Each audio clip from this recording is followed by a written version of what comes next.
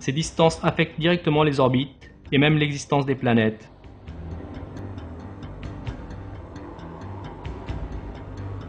La distribution des corps célestes dans l'espace et les énormes espaces vides entre eux sont essentiels pour la vie sur Terre.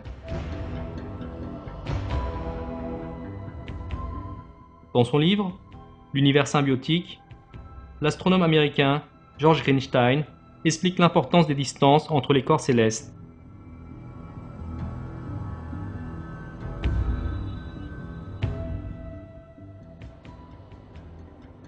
Si les étoiles avaient été quelque peu plus proches, l'astrophysique n'aurait pas été tellement différente. Les processus physiques fondamentaux qui se produisent des étoiles, des nébuleuses et ainsi de suite auraient agi de façon inchangée. L'apparition de notre galaxie vue d'une certaine distance, lointaine et éloignée, aurait été la même. La seule différence aurait été la vue du ciel la nuit depuis l'herbe sur laquelle je suis couché, qui aurait été encore plus riche d'étoiles. Et, oh oui, encore une petite modification. Je n'aurais pas été là pour l'observer. Tous ces faits montrent qu'il y a des systèmes parfaits dans l'univers, consistant pour la plupart en de délicats équilibres qui sont essentiels pour la vie. Il n'y a aucun doute que ceux-ci ne peuvent pas être le travail d'un ordre établi par hasard ou grâce à des atomes inconscients.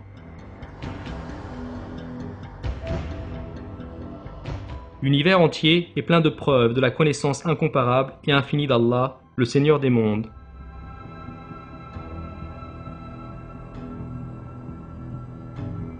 Dans le Coran, Allah révèle que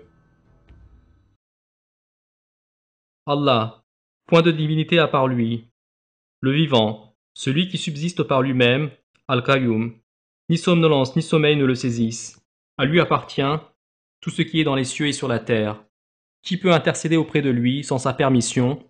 Il connaît leur passé et leur futur, et de sa science, il n'embrasse que ce qu'il veut.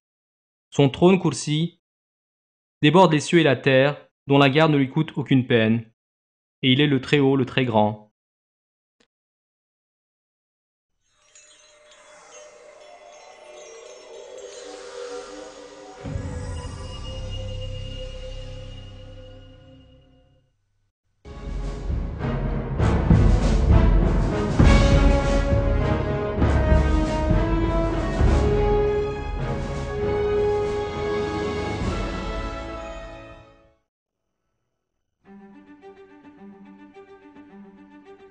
Les fleurs sont de tels miracles naturels parfumés.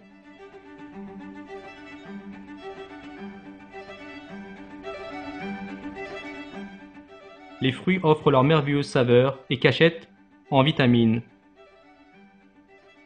Les arbres fournissent l'oxygène pour les êtres vivants. Ceux-ci sont parmi les merveilleuses bénédictions qu'Allah a données aux gens.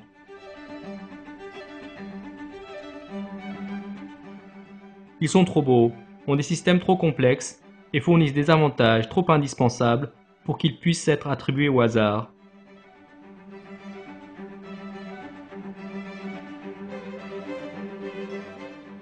Les minuscules graines que vous voyez contiennent 60 fois plus d'informations que dans toute l'encyclopédie Britannica.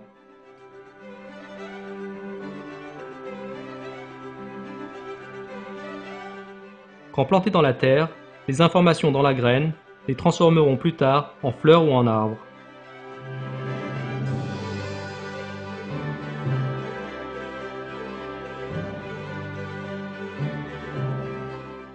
De chaque graine émerge une plante différente des autres dans le goût, l'odeur, la couleur et la taille.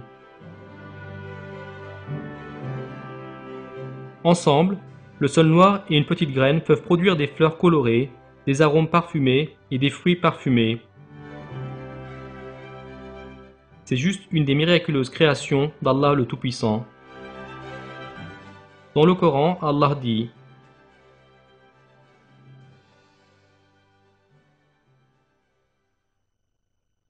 Voyez-vous donc ce que vous labourez? Est-ce vous qui le cultivez, ou en sommes-nous le cultivateur?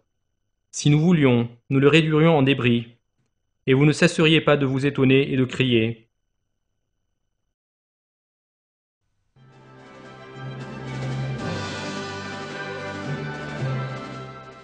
Pendant des millions d'années, les innombrables et diverses plantes sur Terre ont su ce qu'elles devaient faire et quand elles devaient le faire, grâce à un programme stocké dans leurs graines.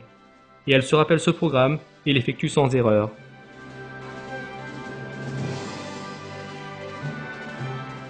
Un pêcher ne grandit jamais d'un noyau de cerise, et une fraise ne peut pas venir d'un pépin de citron. Il est réellement impossible pour un bout de bois sans cerveau, sans yeux ou sans intelligence, de placer un tel programme perfectionné en lui-même.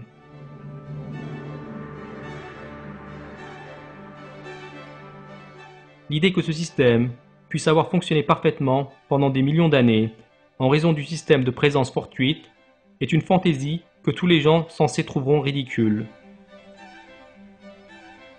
C'est Allah qui crée les plantes. Ce fait est révélé dans le Coran. Et c'est lui qui, du ciel, a fait descendre l'eau, puis par elle nous fîmes germer toute plante, de quoi nous fîmes sortir une verdure, d'où nous produisîmes des grains, superposés les uns sur les autres, et du palmier, de sa spate, des régimes de dattes qui se tendent, et aussi les jardins de raisins, l'olive et la grenade, semblables ou différents les uns des autres. Regardez leurs fruits au moment de leur production et de leur mûrissement. Voilà bien là des signes pour ceux qui ont la foi.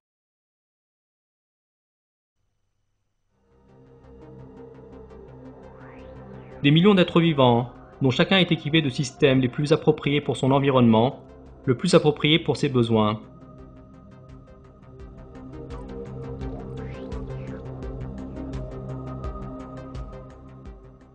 Certains sont nés avec des muscles puissants, d'autres avec des oreilles fortement sensibles, certains avec des yeux conçus pour voir avec une grande clarté sous l'eau, et d'autres avec des corps capables de résister au plus long des voyages.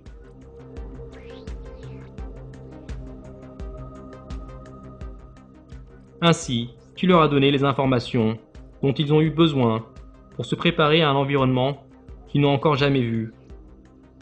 Comment un nouveau-né animal sait qu'il a besoin de poumons pour être capable d'utiliser l'oxygène dans l'atmosphère, ou qu'un poisson prévoit qu'il aura besoin de branchies pour utiliser l'oxygène dissous dans l'eau dans laquelle il nage?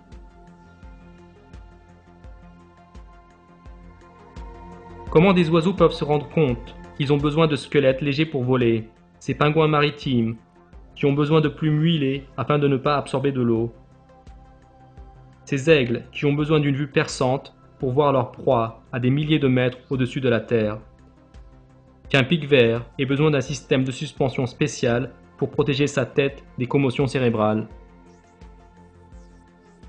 Comment des atomes fortuits et inconscients pourraient-ils avoir été créés des êtres vivants, ces merveilles de la conception avec des fonctions aussi parfaites?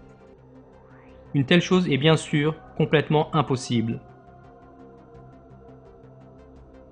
C'est Allah, le Seigneur des mondes, qui a créé des êtres vivants avec leur merveilleux système, ensemble avec les conditions favorables qui permettent à chaque être vivant dans l'univers de grandir et prospérer.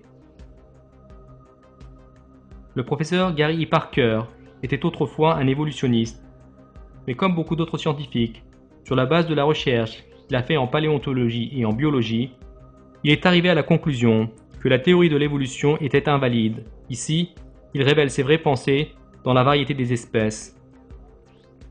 Quelle variété spectaculaire que nous voyons parmi les êtres vivants, tant dans la variation des différentes sortes, que dans le nombre extraordinaire de sortes différentes. La plupart d'entre nous sont effrayés par la variation spectaculaire dans les couleurs, la taille, la forme, les caractéristiques et les fonctions que nous pouvons voir parmi la diversité incroyable d'êtres vivants qui embellissent notre planète. Pourquoi tant de variations? Darwin lui-même a décrit l'inquiétude qu'il a éprouvée en observant la perfection dans les animaux qui ont invalidé sa théorie.